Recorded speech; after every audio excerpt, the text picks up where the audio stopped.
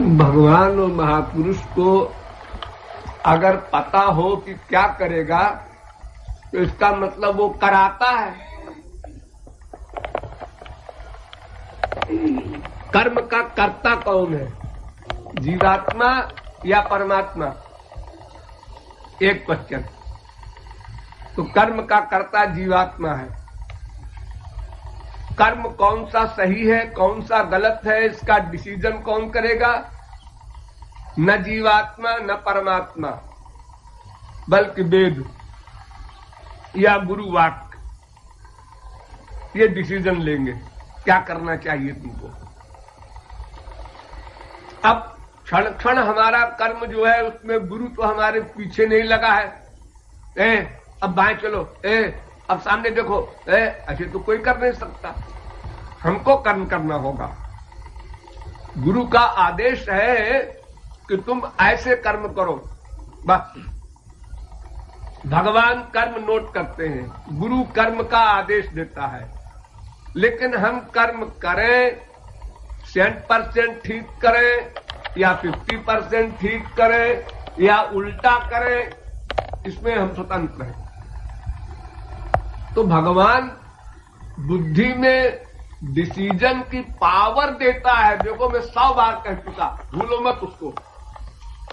Decision की, चिंतन की, देखने की, सोचने की पावर देता है। क्या सोचो इससे उसका मतलब नहीं है। ये तुम्हारा काम और उसका काम नोट करने का। लेकिन वो ये तो जानते हैं कि वो इंसान क्या सोच रहे हैं, मतलब हाँ, लेकिन वर्तमान काल में क्या कर रहा है ये तो नोट करते हैं, जानते क्या है उसको तो पक्का ही है। लेकिन क्या करेंगे अगले सेकंड में, तो जो सोचेंगे इंसान वही तो करेंगे। और अरे पर क्षण क्षण में तो सोचने का अंतर हो रहा है ना। जीव भी समझता है इतना। तो मैं भगवान का कीर्तन कर रहा हूँ, गुरु के प्रति मेरी श्रद्धा भगवान के बराबर है, बिल्कुल ठीक है, बिल्कुल ठीक है, ठीक है, ठीक है। लेकिन भगवान के बराबर क्या है? भगवान भगवान है। नीचे आ गया और नीचे आ गया, हमको सबके सामने डांट दिया कैसे गुरु दिए और नीचे आ गया। तो ये जो क्षण क्षण में परिवर्तन हो रहा है हमारे चिंतन में, ये अगले परिवर्तन को नहीं जानता भगवान और महापुरुष। वर्तमान को तो जान ही सकता है, उसमें क्या है। तो नोटे करता है भगवान, जानने का सवाल ही क्या पैदा होता है। फ्यूचर एक सेकंड में जीव भगवत प्राप्ति कर सकता है, एक सेकंड में राक्षस हो सकता है।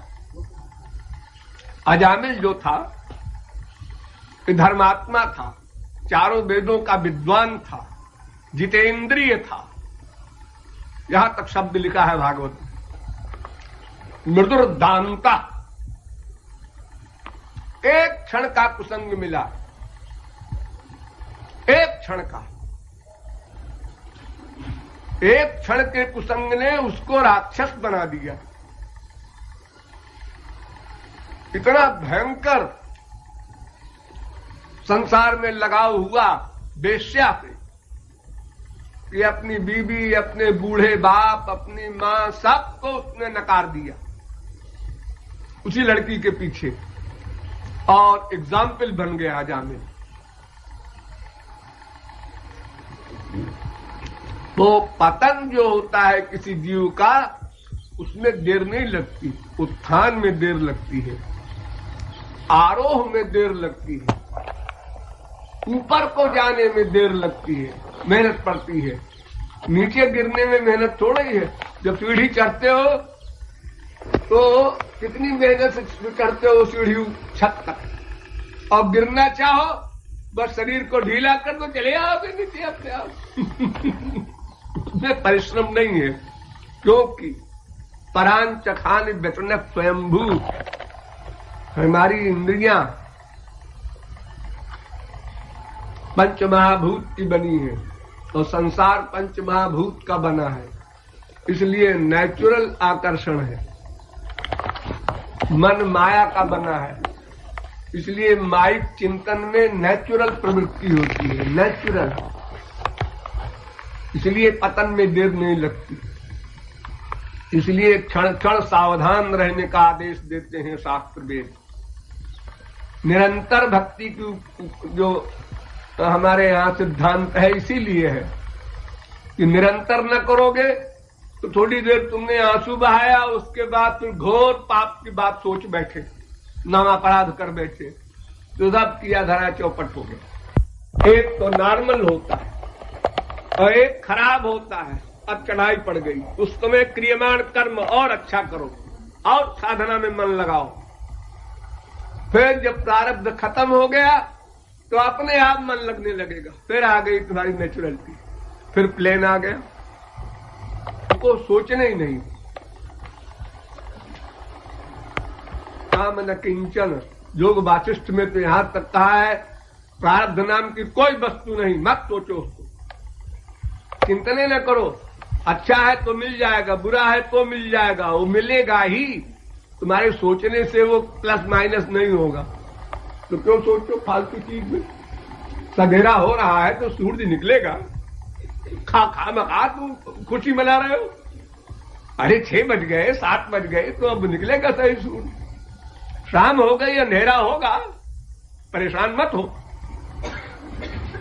अंधेरा हो गया किसी ने सोचा? क्यों? नेचुरल है जी, वो रोज होता है, इसलिए हम परेशान नहीं होते अंधेरा क्यों हो रहा। लेकिन अंधेरा होने के बाद जब सवेरे उठे और घड़ी देखा कै बजा है 5, अब तो सवेरा होने वाला है, उजाला हुआ हो गया, ये अच्छा प्रारब्ध आ गया।